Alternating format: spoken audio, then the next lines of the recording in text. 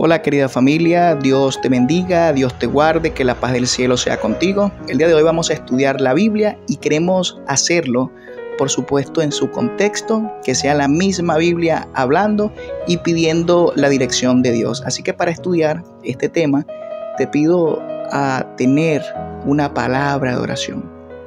Señor, ahora que vamos a estudiar tu palabra, guíanos, danos sabiduría y entendimiento para comprender tu verdad y que esto sea una realidad en nuestras vidas. Te lo pedimos en el nombre de Jesús.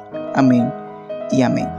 Familia, cuando vamos al Salmo 89 y el versículo número 14, el salmista expresa lo siguiente: justicia y derecho son el cimiento de tu trono, misericordia y verdad van delante de tu rostro. O sea que si se nos hace la siguiente pregunta, ¿cómo es el trono de Dios? Explicaríamos nosotros que el trono de Dios es justicia y derecho, que es misericordia y verdad. Pues obviamente me está hablando del gobierno de Dios. Un trono hace referencia a un rey. El rey se sienta en el trono y por supuesto este gobierna. Me está hablando de que el gobierno de Dios es justo, es un gobierno íntegro, es un gobierno de verdad, es un gobierno de justicia y por supuesto un gobierno misericordioso, El salmista expresa la idea que muchos de nosotros como cristianos tenemos, y es que Dios es justo, Dios es misericordioso, Dios es amor y ese es su gobierno y esas son las decisiones, por las cuales toma decisiones en base a su justicia, decisiones en base a su misericordia. En eso estamos claros. Pero tenemos que entender que ocurre un conflicto y que tú y que yo estamos involucrados, queramos o no, en un conflicto cósmico que no comienza aquí en la tierra, sino que comienza en el cielo. Y la misma Biblia muestra cómo comienza este conflicto. Así que quiero seguirte invitando a buscar en la Biblia. Ahora vamos a ir a Isaías capítulo 14. En Isaías capítulo 14 se nos habla acerca de un personaje, el cual declara la Biblia que es un querubín que en un principio era perfecto, que era hermoso, un querubín creado por Dios. Pero este querubín creado por Dios, en su corazón, dentro de sí, decía algo particular. Y mira lo que decía este querubín. El querubín decía: tú que decías en tu corazón, subiré al cielo, en lo alto, junto a las estrellas de Dios, levantaré, mira lo que dice, mi trono, y en el monte del testimonio me sentaré, y en los extremos del norte, sobre las alturas de las nubes subiré y seré semejante al Altísimo.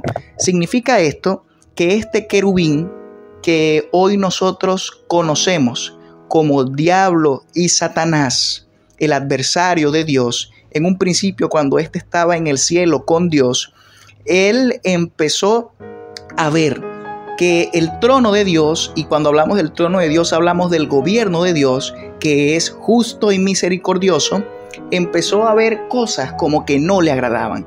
Así que él decidió que era necesario y era oportuno mejor un nuevo trono, y ese trono era el que él iba a colocar. Muchas veces pensamos que Lucifer se quería sentar en el trono de Dios, y claro que no. Él quería dejar el trono de Dios donde estaba. Él lo que quería era levantar su propio trono. En otras palabras, levantar su propio gobierno a su manera egoísta de ver las cosas y a su manera de pensar. Y de esta manera vemos cómo la Biblia narra que este pensamiento latente que ocurría en este querubín y que hoy en día también lo tiene, se implantó hoy aquí en los seres humanos. Y el ser humano hoy es egoísta por naturaleza. El ser humano vive apartado de Dios. El ser humano quiere tomar decisiones en base a sus propios razonamientos, en base a sus propias intenciones, en su propio bienestar, e ignora completamente a Dios, al Creador, a su Rey.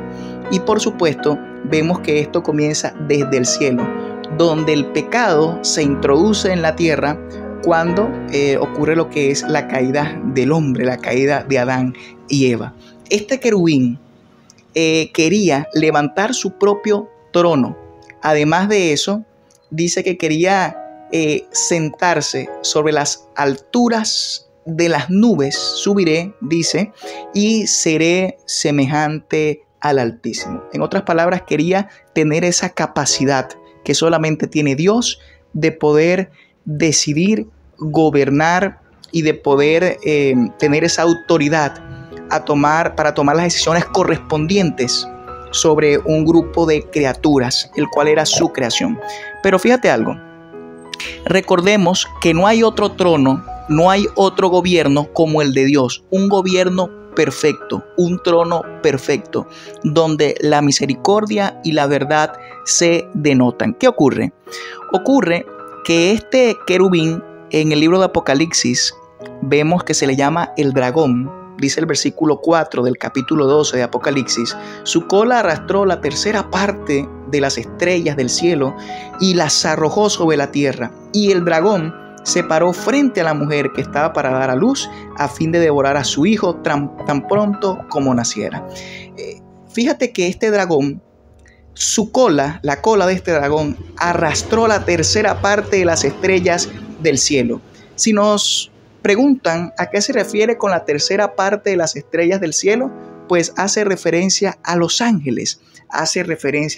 Significa que Satanás se llevó a la tercera parte de los ángeles del cielo. Una buena cantidad de ángeles se llevó que quisieron apoyarle en esa idea que él tenía de un nuevo gobierno, un gobierno diferente al gobierno de Dios. Y por eso vemos el versículo 8 de Apocalipsis: pero no prevalecieron, ni se halló ya lugar para ellos en el cielo. Por eso también que vemos en el siguiente versículo, el 9, y fue lanzado fuera el gran dragón, la serpiente antigua, que se llama Diablo y Satanás, el cual engaña al mundo entero. Y mira que no fue arrojado solo. Dice, fue arrojado a la tierra y sus ángeles fueron arrojados con él. ¡Qué tremendo! Se ve hoy en día que los ángeles que se fueron con Satanás están con él y por supuesto hacen lo que hace Satanás. ¿Y qué hace el diablo y Satanás? La Biblia declara que engaña al mundo entero. Así que esta serpiente antigua, este querubín, que era este querubín protector, lo que hace es engañar. Sus ángeles lo que hacen es engañar.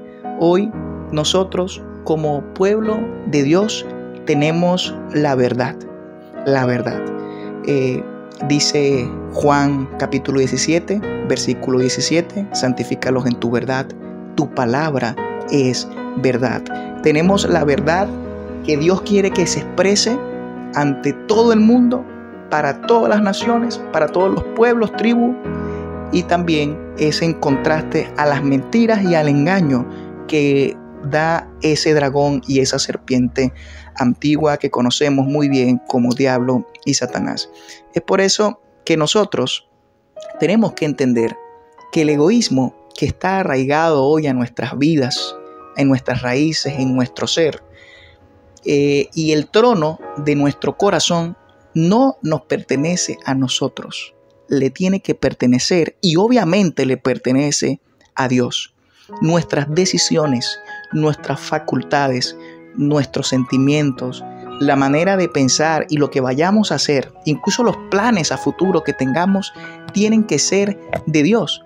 A veces jugamos con el hecho de colocarnos en el lugar de Dios y hacernos pasar por Dios. A veces colocamos a personas u objetos en lugar de Dios. Pero Dios quiere que nosotros entendamos que su trono, que su gobierno es de justicia, es de misericordia y por supuesto que nosotros busquemos ese gobierno, que busquemos esa paz y que busquemos ese amor y esa fidelidad que solamente Dios nos puede dar. El diablo odia al ser humano, lo odia en gran manera. ¿Y por qué lo odia? Mira lo que dice el libro de Génesis, el capítulo 1 y el verso 26. ¿Recuerdas el primer versículo que leímos? Disculpa. Fue el segundo versículo que leímos hablando de este querubín. Hablando de este querubín, quiero volverte a recapitular aquí. Dice que este querubín, mira, versículo 14 de Isaías 14. Sobre las alturas de las nubes subiré y seré semejante al Altísimo. Hablando del trono y por supuesto hablando de las decisiones que él quería tomar. Sin embargo, cuando nosotros vemos la creación del hombre, encontramos algo tremendo en gran manera. Escucha.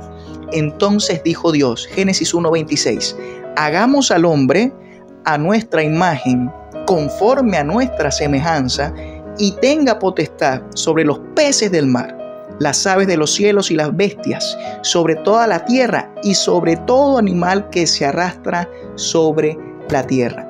En otras palabras, lo que anhelaba Lucifer, ser semejante al Altísimo, tener una especie de gobierno y poder tomar decisiones con respecto a esto, Dios crea un ser, crea al hombre, crea al ser humano, y al ser humano Dios le da la autoridad y le da dominio, le da potestad sobre los peces del mar, sobre las aves de los cielos y las bestias, sobre toda la tierra y sobre todo animal que se arrastra sobre la tierra.